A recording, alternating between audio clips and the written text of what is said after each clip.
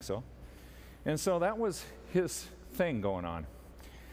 My son Andrew called me right before Christmas. He says, "Dad, Jimmy's gone crazy, man. We got to get over there. Something's going on. I don't know. I'm right down in the parking lot of his house. I heard he's got a loaded gun in the apartment." Hannah's left. His fiancée or girlfriend's left the apartment. She's scared. She called me. She didn't call the cops yet. I said, "Don't call the cops yet. Please, don't call the cops. I'll get down there as soon as I can. Don't go in there alone."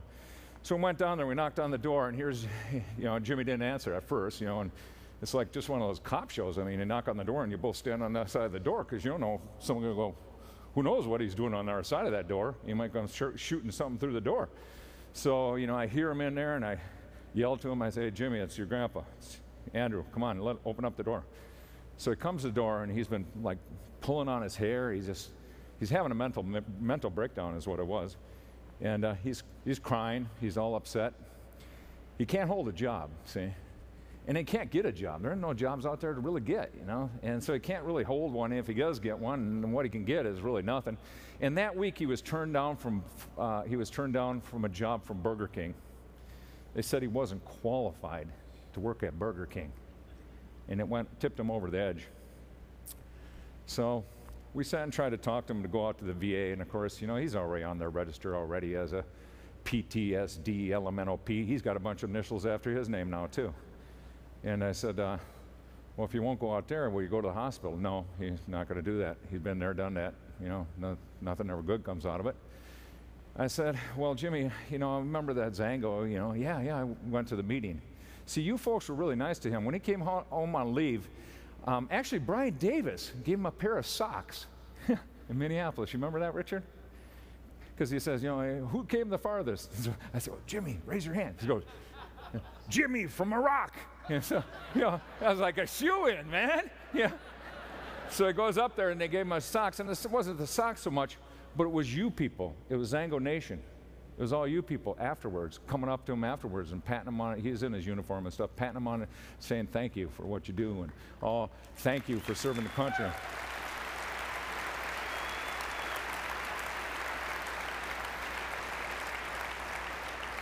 See, by doing that, there was already a little bit of something there, right? So he had some believability. And I said, I don't know. I don't know if this product will help you, but it makes sense that would help your metabolic imbalance because PTSD is actually a metabolic imbalance of cortisol. And it would make sense it might help you. Would you at least do that? Would you at least do that and drink some Xango? Come on, man.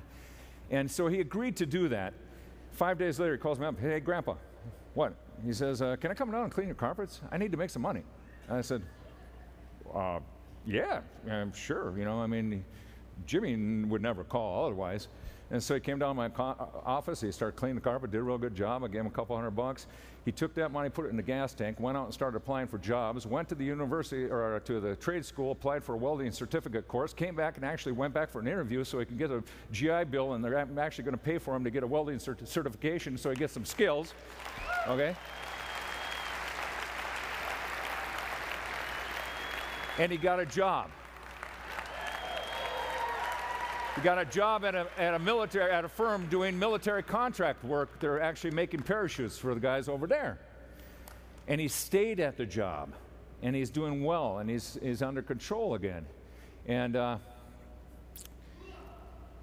anyway, hoo-yah, yeah, there we go. I'm gonna go this pickle. They gave me a pickle that don't work. But anyway. Yeah, this is a triangle of death. This was some of the most serious fighting over there. This is Jimmy at Easter. Now, you can't see his left arm because he's got it behind Hannah there, but that's Jimmy Calico, my grandson.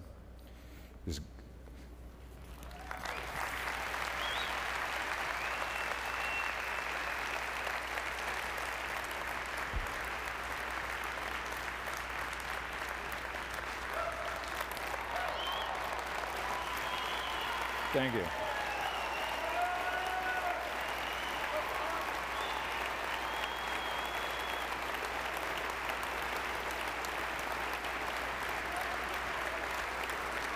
Thanks. They only give me 5 minutes, man, and I went about 10 already. But can't see his left arm, of course. I didn't have him sport that. But that's Hannah. She's pregnant now. Butterfly effect. Isn't that funny? Jimmy calls me up. He says, "Guess what, Grandpa?" I said, "What?" He says, "You're going to be a great grandpa." Oh, I had a hard enough time explaining you, for crying out loud, you know? Okay, this is where we ask the regulators, please leave the room, please. I'm going to say some things, and quite frankly, I still believe it's a free country.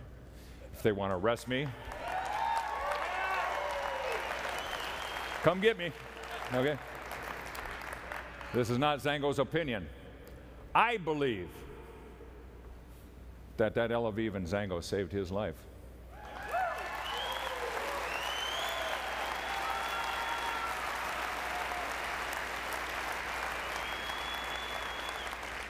I believe if it didn't save his life, it saved somebody else's life that day. Oh, yeah. Yeah.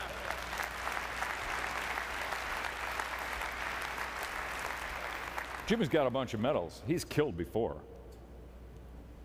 And a person like that with a metabolic imbalance is a little dangerous, you know what I'm saying? So I believe in the product, and that's my story. Now, if you're out there and you're new and you say, well, I don't got a story to tell, steal mine, you know? Okay? It's okay. I asked Jimmy. Jimmy said, you can, no, Grandpa, go ahead.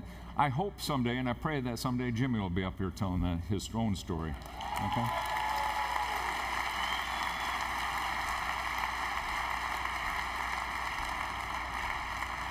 So you don't need an elemental P after your name to build this business, but what you need is a story, and you have to have a little passion.